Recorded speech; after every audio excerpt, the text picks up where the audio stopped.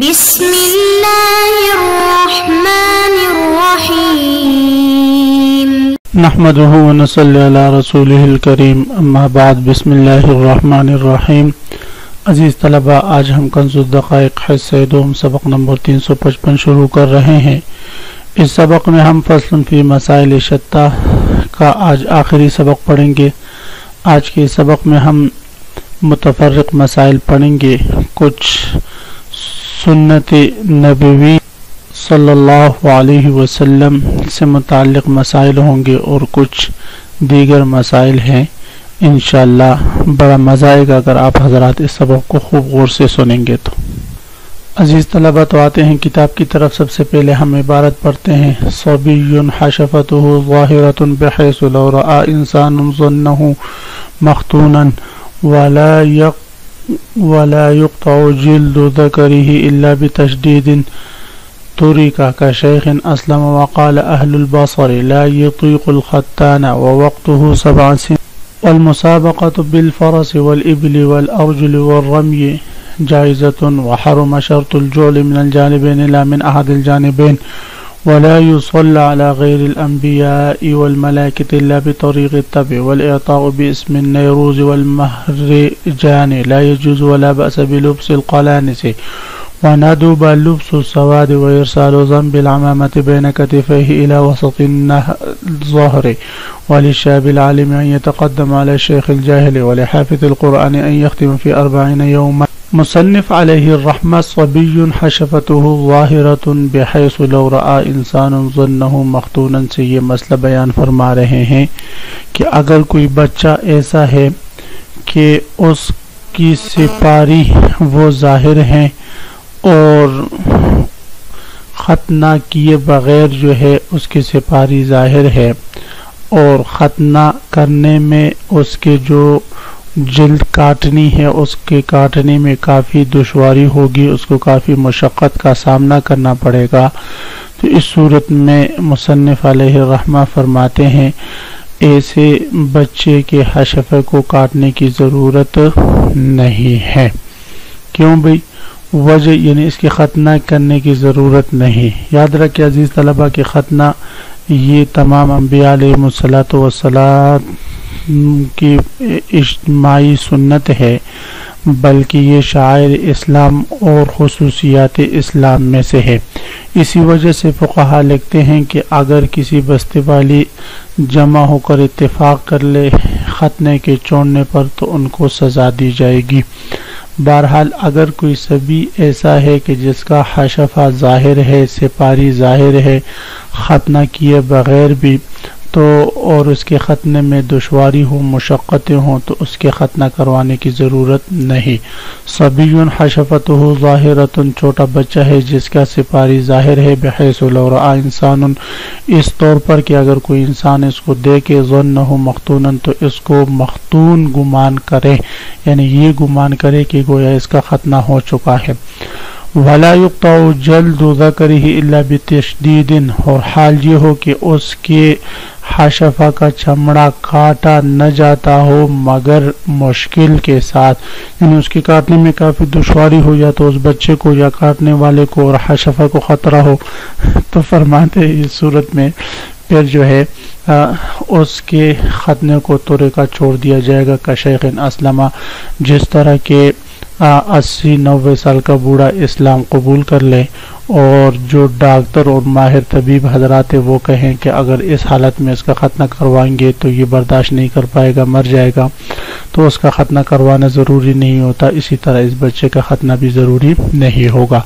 کشیخ اسلم، جس طرح کے 70-80 سال کا بوڑھا آدمی اسلام لے، وقال اہل البصر، اہل البصر با و صاد کے فتح کے ساتھ، اہل بصیرت یعنی حجامہ سے اور طبیب کے ماہرین کہے، لا یطیق الختانہ، یہ بڑا شخص ختنے کی طاقت نہیں رکھتا، اس میں اتنی ہمت نہیں ہے کہ اب اس کے حشفہ کے پردے کو کاٹا جائے، تو فرماتے اس صورت میں پھر اس کے ختنے کو چھوڑ دیا جاتا ہے، تو اسی طرح اس صبی کے ختنہ بھی چھوڑ دیں گے۔ ووقتہ 7 سنین، یہاں سے مصنف علیہ الرحمہ ختنے کی جو ہے مسنون وقت بتا رہے، تو فرماتے ختنے کا مسنون وقت وہ 7 سال ہے، اور بعض فقہاء سے روایت ہے کہ وہ فرماتے ختنے کا مسنون وقت جو ہے وہ بلوغت ہے۔ امام صاحب فرماتے ہیں مجھے کسی روایت میں نہیں ملا کہ ختنے کا مسنون وقت کیا ہے، لیکن بہرحال مفتبی قول اس میں فقہاء کا یہ ہے کہ جب بچہ ختنے کی طاقت رکھے، ہمت رکھے، تو اس کا ختنہ کروایا جائے، جب تک اس میں اس کی طاقت نہ ہو تو اس کے ختنہ کروانے سے گریز کیا جائے۔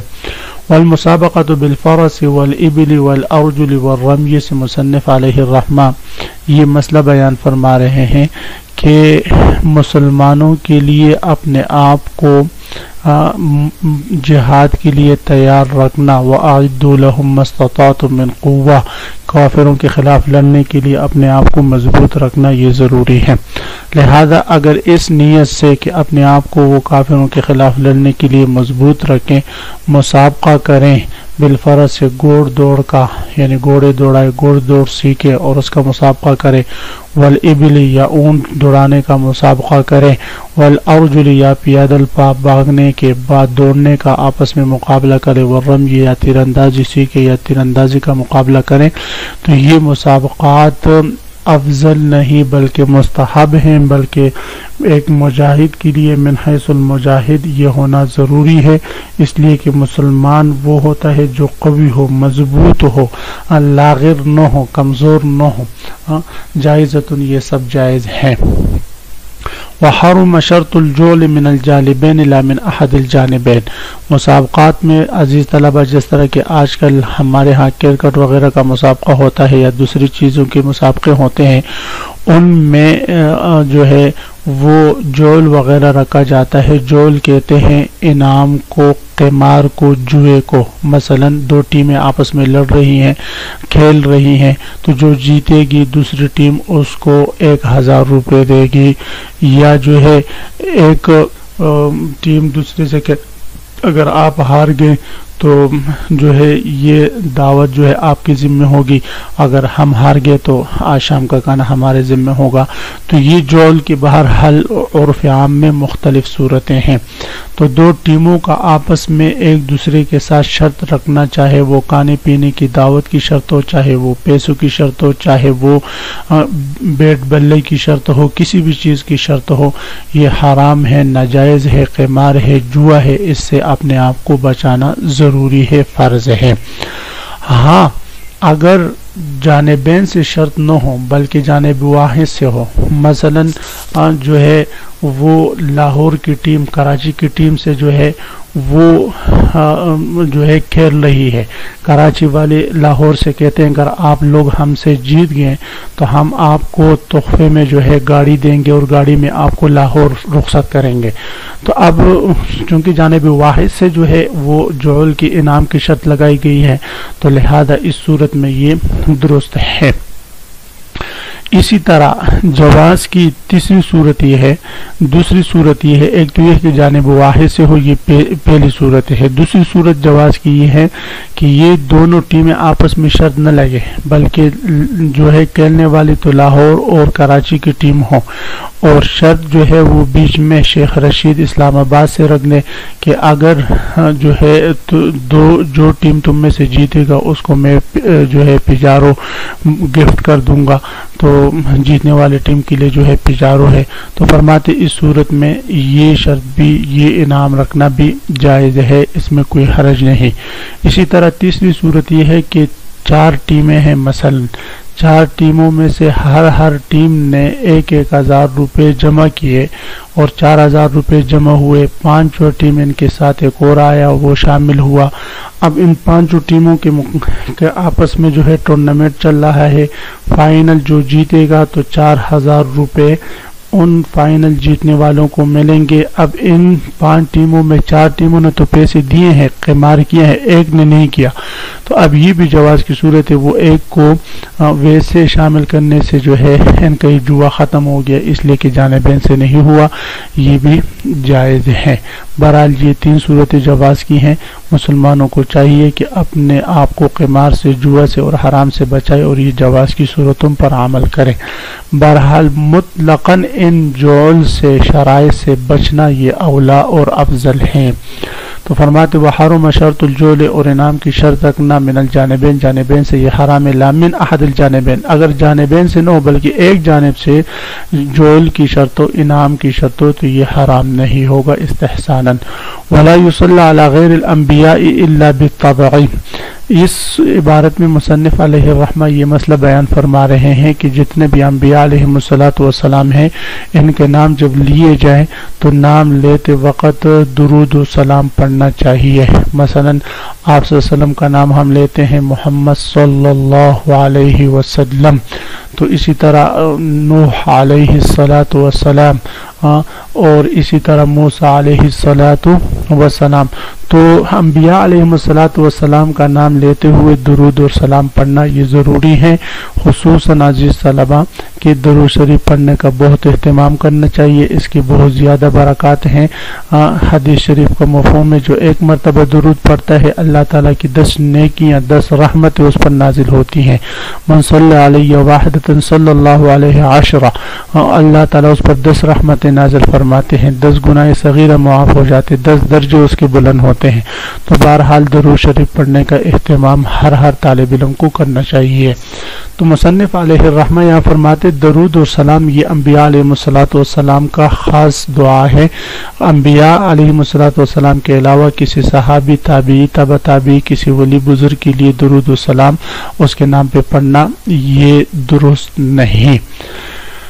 हज़रत सहाबा रिज़वानुल्लाहि ताला अलैहिम अजमाइन के नाम लेते वक़्त रिज़वानुल्लाहि ताला अलैहिम अजमाइन रज़ियल्लाहु अन्हु, अगर सहाबी है, अगर सहाबिया है तो रज़ियल्लाहु अन्हा हाज़मीन लाएंगे, और ताबी है तो जितने भी ताबीन है, वली है, बुजुर्ग है तो उसमें रहमहुल्लाह।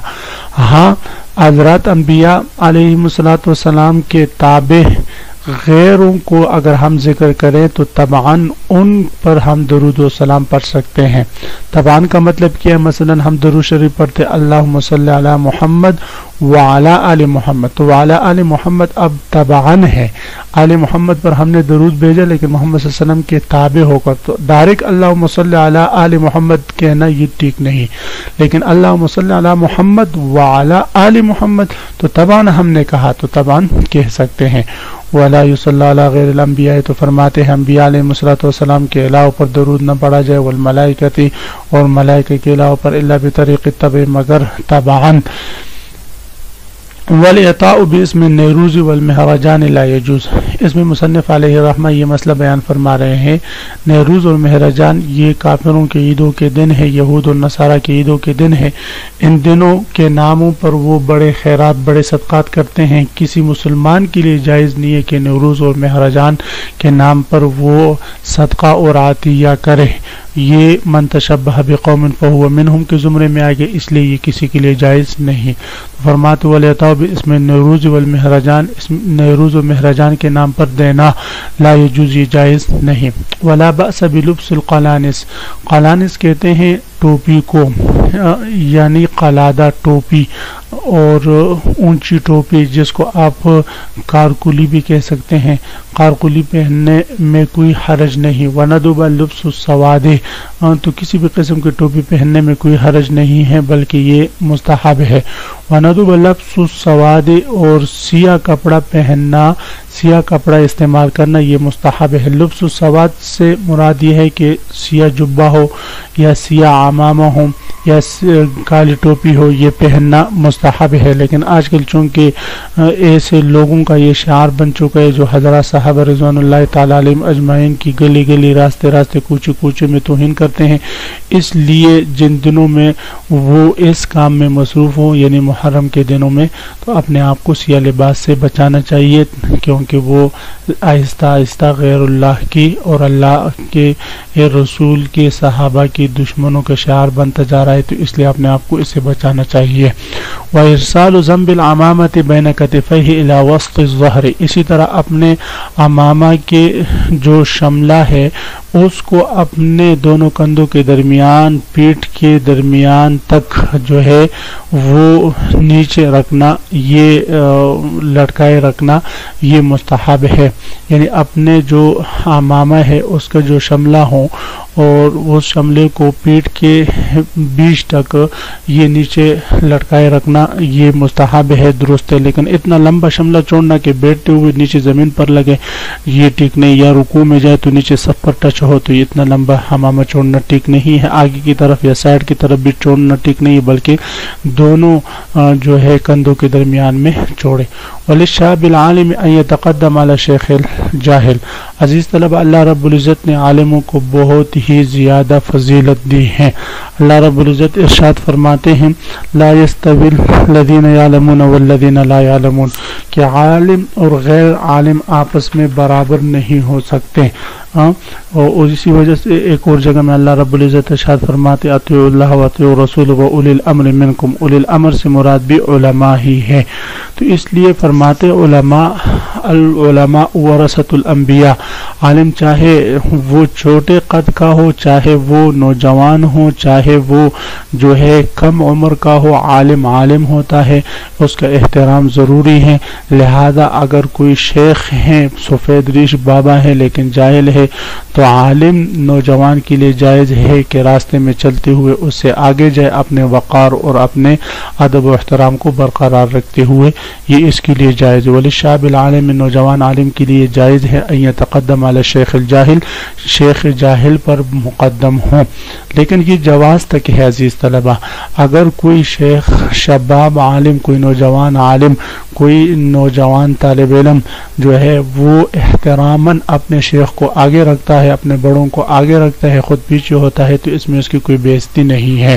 ہاں جہاں اس کو لوگ جو ہے بے عزتی سمجھتے ہو پھر اس طرح نہیں کرنا چاہیے، پھر نوجوان عالم کو آگے بڑھنا چاہیے. وَلِحَافِظِ الْقُرْآنِ أَن يَخْتُمَ فِي 40 يَوْمًا، حافظ قرآن کے لیے یہ مناسب ہے کہ وہ 40 دن میں صرف ایک ختم کرے. یہ عام روٹین اس لیے 40 دن مقرر کی ہے تاکہ طالب علم یا حافظ قرآن جلد جلد قرآن پڑھ کر تدبر سے محروم نہ ہو. قرآن کا اصل مقصد افلا یتدبرون القرآن، تدبر فی القرآن ہے، غور و فکر سے پڑھے. جب انسان غور و فکر سے ایک ایک جملے کو پڑھ کر اس کے ترجمے پہ غور و فکر کرے گا، سنے گا غور سے فکر سے، تو تب جو ہے اس سے زیادہ نہیں پڑھ جائے گی. اس لیے فرماتے 40 دن میں ایک ختم کریں تاکہ اس کو غور و فکر کا موقع بھی ملے. عزیز طلبہ، اسی کے ساتھ آج کی سبق اختتام ہوا. آپ حضرات اس کو خوب غور سے سنے سمجھیں. اللہ ہم سب کا حامی و ناصر، آمین. وآخر دعوانا ان الحمدللہ رب العالمین.